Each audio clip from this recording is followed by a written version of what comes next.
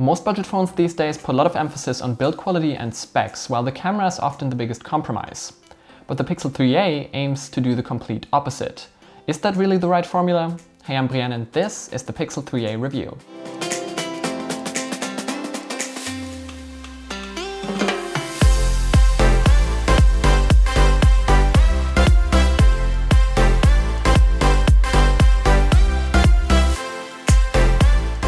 PureVPN not only encrypts your traffic so you can browse more privately and securely, it also bypasses geo-blocking so you can enjoy Netflix US or your country's sports coverage anywhere in the world.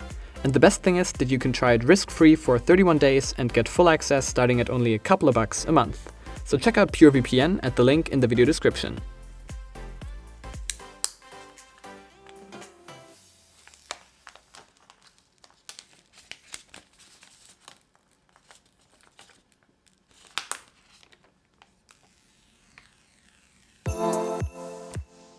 The differences already start with the box. Most manufacturers save on accessories, but Google doesn't. Apart from the USB-C cable and fast charger, you get a USB OTG adapter, headphones, and even stickers. Pretty much the same as with the big Pixels, which is nice. Only the headphone jack adapter isn't there, but it also doesn't need to be because the 3a does have a headphone jack. Another change on the outside is its construction out of plastic rather than metal and glass.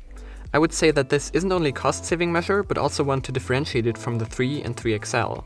But to be honest, it's not a huge trade-off. The phone feels almost exactly the same in the hand as its bigger brothers with the nice soft touch texture. The plastic build is very solid and doesn't feel cheap in the same way backs of phones like the Pocophone do. But this plastic unibody isn't water resistant, something to keep in mind. It also doesn't support wireless charging, even though that would be possible. But the phone does charge fast in about an hour and 15 minutes with the included fast charger or any USB power delivery brick. And you probably won't need to charge it that often either. The battery is a bit larger than in the Pixel 3, and together with the lower specs, that leads to better battery life. I get about 5 to 6 hours of screen on time with my mix of messaging, browsing, video watching, and camera usage. That's an hour more than the 3. And that is despite the Pixel 3a also having a 1080p AMOLED display, something you don't often see in this price range and a huge plus. Viewing angles and color accuracy with a slight yellow tint aren't quite the same on this 5.6-inch panel. It's a little bit taller than the 3, but with its deep blacks and more vivid image, it's still miles ahead of LCDs in this category. And you also don't have a bathtub at the top, but the bezels are comparatively big. Especially the bottom is so large that there's really no reason they couldn't have kept the second front-facing speaker there. But the stereo sound from this phone can still compete with the flagships, even if one fires out the bottom. Contrary to some other budget phones, inside the Pixel 3a is where you find the biggest compromise.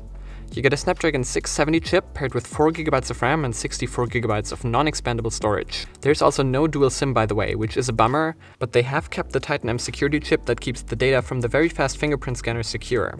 The question you probably all have, given that some people even had performance problems with the big Pixels with their Snapdragon 845, is if the 670 is really up to the task. And after these few weeks, I would say yes. Interestingly, I feel almost no difference between this and the Pixel 3. Now that is as much a testament to the 3a as it is a knock on the 3. This phone isn't slow, I haven't felt any stutters or so. The software is fortunately very well optimized and smooth. But what you will notice is that apps need to be reloaded more often, which also takes a second, and processing times for pictures are also noticeably slower. It's really not a deal breaker though, and if you want to write a comment that this phone isn't worth it because of the chip, stop, you're not part of the target audience anyway. Speaking of software, it has all the same software features, or lack thereof, as the 3. I like the pure Android 9 for the most part. The gesture navigation is still not that great and takes up space, the volume slider is still bad and you still can't remap the squeeze for the assistant. It's cool that this has been kept though, just like the always-on song recognition and always-on display I really like. And what they've also kept the same is the camera. Yes, I'm finally going to talk about that. The 12.2 megapixel f1.8 camera produces basically the same stunning pictures as the Pixel 3, despite missing the dedicated visual core chip.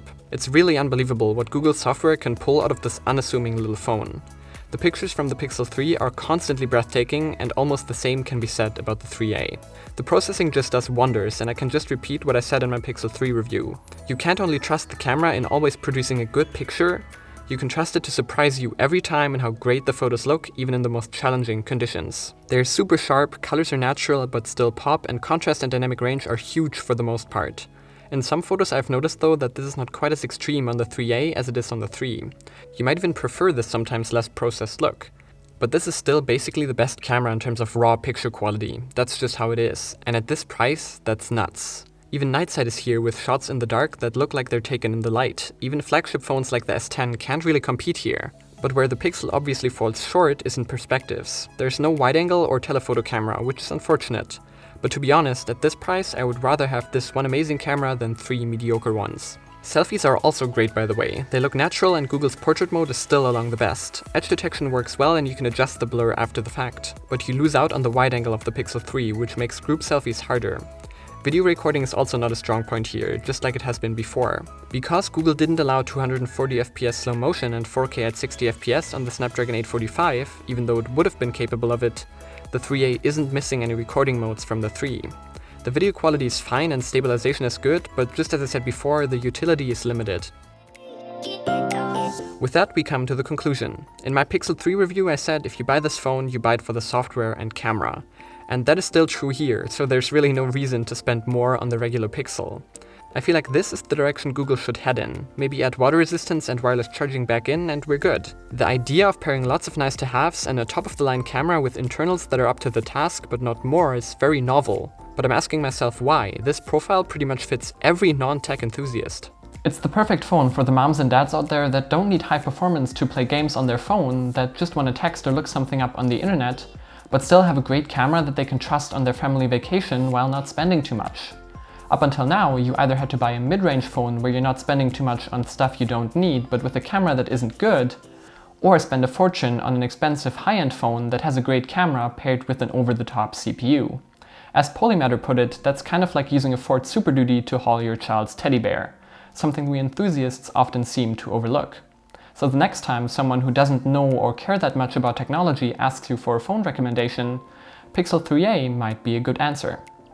If you enjoyed this video, you know which buttons to press, and don't forget to press that follow button on Twitter. I'm Brian, thanks for watching, and I'll see you in the next one.